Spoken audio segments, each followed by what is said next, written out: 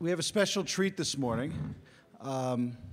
There's an inquiry going on down under. I think some of us have experienced it firsthand. Dr. Fels and his team from Victoria basically have been meeting with all the regulators one-on-one, former, future. I hosted him in my law office with his team. Before that, he was in Boston.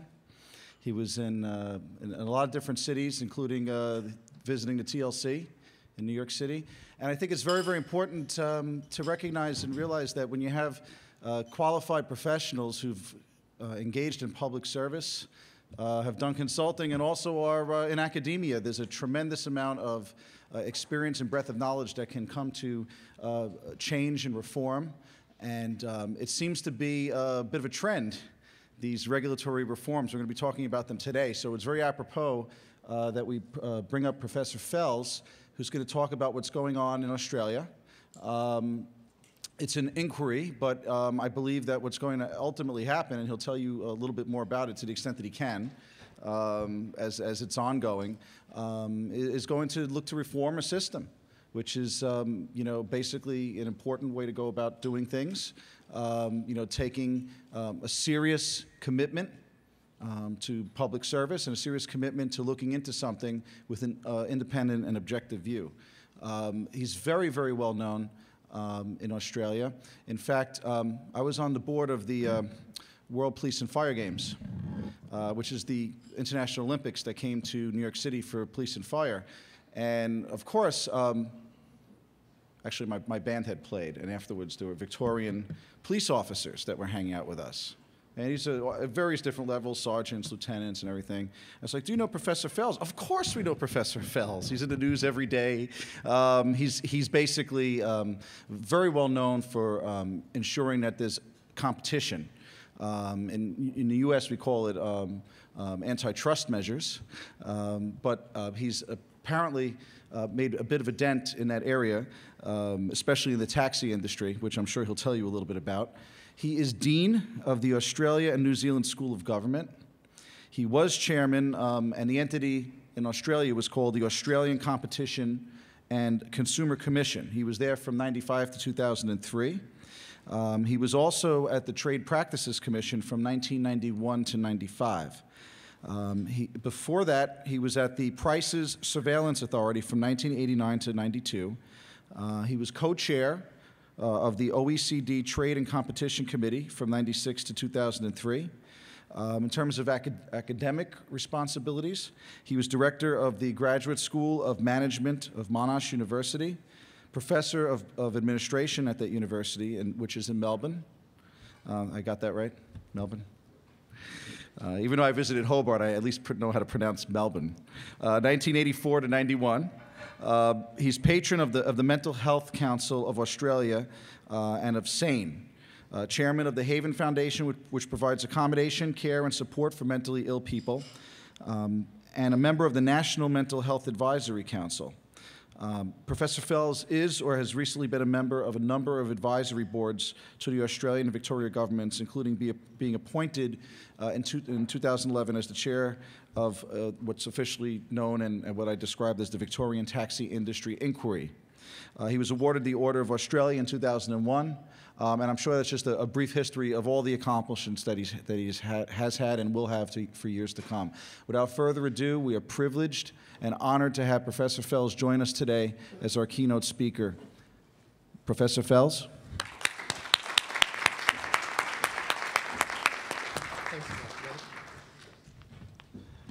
Thank you very much, Matt. Ladies and gentlemen, it's a great, thank you for that very kind introduction, Matt, and it's an honour to speak to you all, but as I attend this conference, it's also a pleasure meeting and talking to you all and for our team to meet, and it's also an education for us to meet all of you and to hear about your experiences in the taxi industry. And also I want to congratulate the IATR for its for having become such a successful institution and for the vision you have for things that lie ahead with a greater international role, with more research, with a wider range of activities and conferences. And we're very pleased to participate, and I want to congratulate Matt and Karen and others for their great work with the IATR. So it's also very timely because we're doing this major inquiry in Australia, and it's very interesting for us to see how the industry works. I've had a fairly good impression of the taxi industry in North America. They sometimes don't understand people with Australian accents, but apart from that, I've had very few problems with taxis. And thank you for getting up at this early hour of the morning. I was considering rewarding you with a joke. When I was chairman of the Australian Competition and Consumer Commission, and I told a joke during one of my talks, usually the audience would just crack up with the room full of laughter, and representatives of regulated industries and so on would fall all over the floor with apparent uncontrollable mirth. I did notice after I left that job and I told the same jokes, I couldn't get a single laugh in the room. So I've decided not to give you any of my rather weak jokes. Instead, what I'm going to do is to talk a bit about Victoria, and the story for Victoria is fairly similar for the whole of Australia. And then I'm going to say a little bit about how, as a competition or antitrust person, I tend to look at any industry. It's early days in the taxi inquiry, so I thought I'd talk about the general perspective or view of the world that you take as a competition person, and we could consider how that applies to taxis. If you feel you need to walk out and have a smoke or cup of coffee, and if you've recently done a course in Economics 101 or a compulsory course in antitrust, that would be the time to do it. And then after that, I will say a bit about some of the key issues that are facing our inquiry. So let me say a bit about Victoria. There are about 5.5 million people there. 4 million live in Melbourne. I will mainly talk about Melbourne. The issues in small country towns are a little different. Melbourne is characterised by a low-density urban sprawl. It's got about 450 suburbs. It spans more than 3,000 square miles. And with the spread-out nature of our city, transport's always a hot topic. We have trains. We have a very, very big tram network in the centre of the city and in inner suburbs. We have a fairly big metropolitan rail network, a radial system, 16 different lines going from the central business district to the outer suburbs. And of course we have trains in rural and regional areas, and we have buses operating throughout the state. And of course Victoria is a state, and it is states, not the national government, not local government, that deals with transport regulation. And in the state of Victoria, public transport was a really big issue in the last election, and some would say it was a key factor in the change of government that we had to a conservative, kind of slightly right-wing government that came to power and that announced this inquiry. There has been some debate in Victoria about the whole of transport, about the maybe inadequacy of the transportation urban infrastructure, the timeliness of public transport, the availability, the crowded, and all of that. So there's quite a big debate about public transport, but taxis aren't included in the debate about public transport. But having said that, there is a great deal of concern about the taxi industry, which I'll talk about to you in a minute. It's just not linked into a general debate about transport and where point-to-point transport might fit into a bigger picture and into the transport mix. Well, the story of the taxi industry in Victoria is not particularly special, but as always, it has its own special characteristics, I guess. It's a closed entry system. The number of taxi licences, or what I think you call medallions, is determined by the government. One taxi licence enables the operation of one taxi vehicle. There are currently 5,131 taxi licences in Victoria. That's 1 per 1,000 of population, roughly. There are 3 types of licence.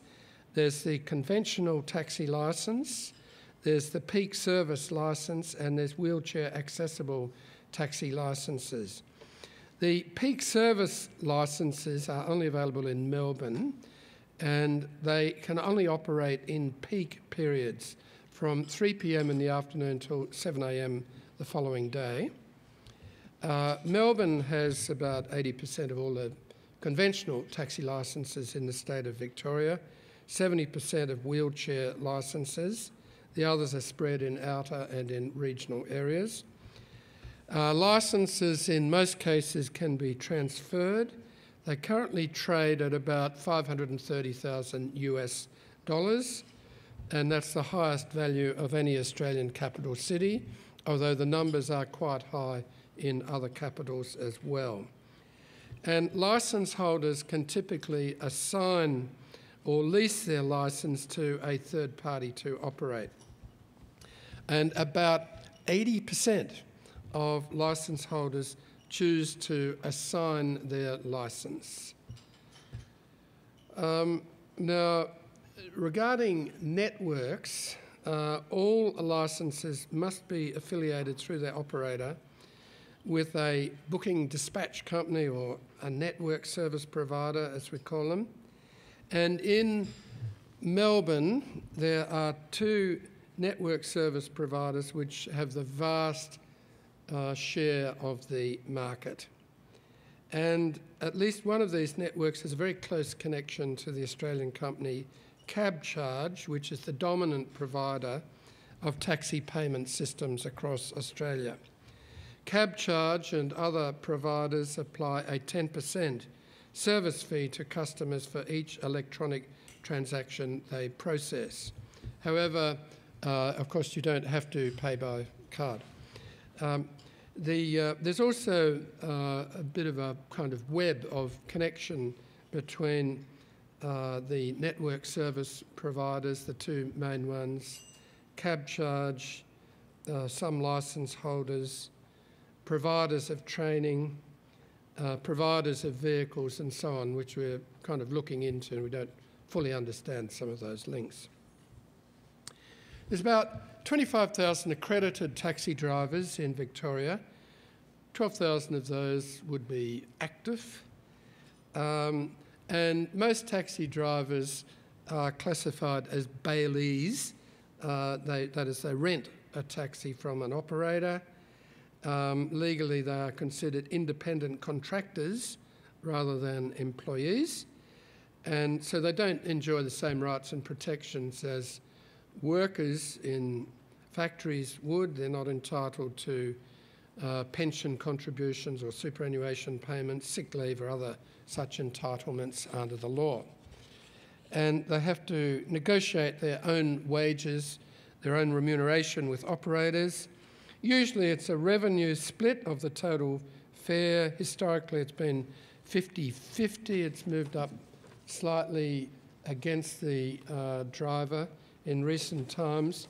Or there may be a fixed fee arrangement whereby the bailee driver pays an upfront set